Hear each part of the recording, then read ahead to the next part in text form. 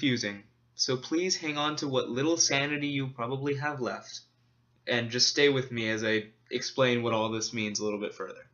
Basically, what we learned from all of this is that particles exist in every possible place they can exist, unless they're being interacted with or observed in some way or another.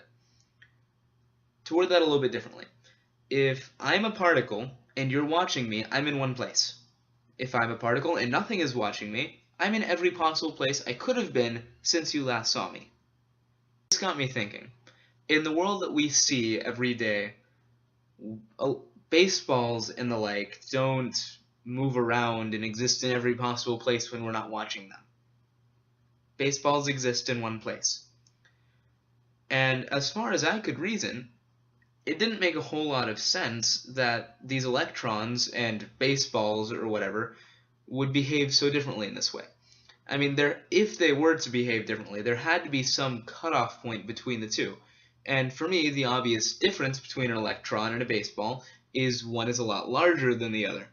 And so I wanted to figure out where the cutoff between electrons and baseball, where the cutoff for showing these quantum effects of existing in tons of places at once, I wanted to figure out where that was exactly. After I started thinking about all this, I came across an article that talked about how they had recently set a new record for the largest thing to display these kinds of properties of existing in more than one place at once. And that was a molecule with 5,000 protons, 5,000 neutrons, and 5,000 electrons. Now, I'm not sure if you're aware, but that is a lot bigger than an electron. And usually molecules like that don't do this kind of thing. In fact, usually molecules of any size don't do this kind of thing. Now, after a lot of thinking, what I realized was that it's not necessarily size that differentiates between things that do exist in many places at once and things that don't exist at many places at once. The real difference, actually, is whether or not it's interacting with anything. So, when the baseball isn't interacting with anything, the baseball does actually exist in every possible place at once. We just don't notice this in real life because baseballs are always interacting with something. They're getting hit by a photon, which is light, or some random small particle all the time. Baseballs don't just stop interacting with things, whereas electrons, on the other hand, are small enough that a lot of the times they can actually travel without hitting anything of any kind.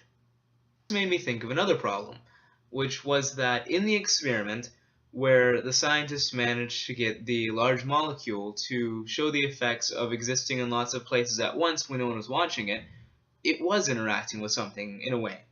The electrons inside of it were interacting with the protons and other electrons inside of the molecule, and so in that way the molecule was reacting.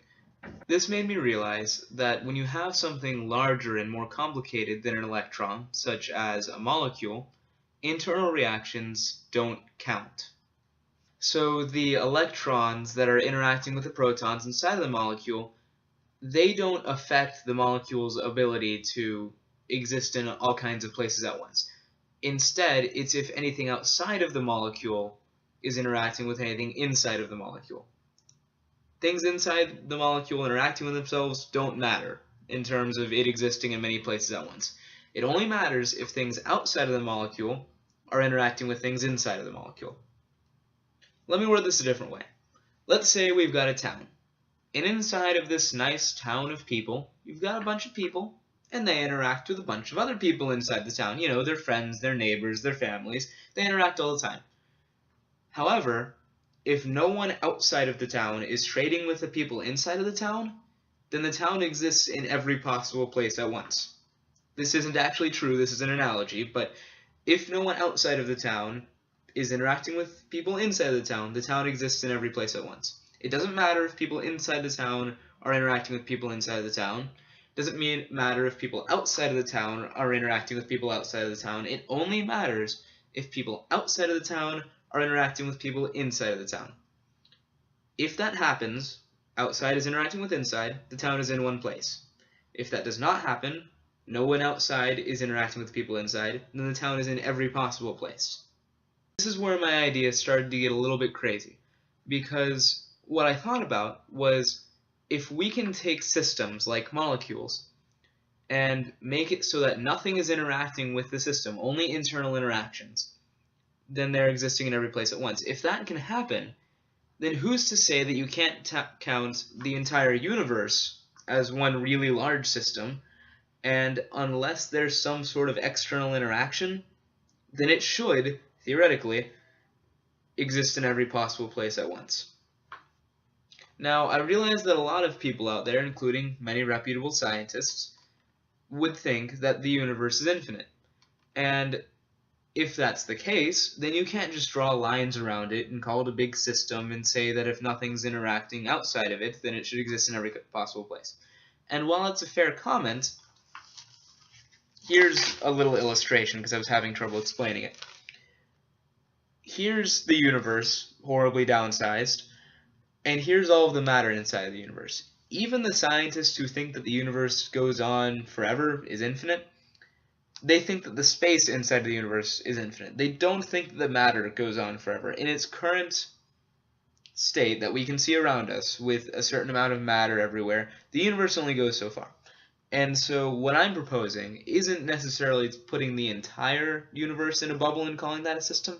I'm saying if you just drew a circle around all of the matter in the universe, a poorly drawn circle, and called that a system, then if nothing was interacting from the outside on that system, then it should exist in every possible state at the same time.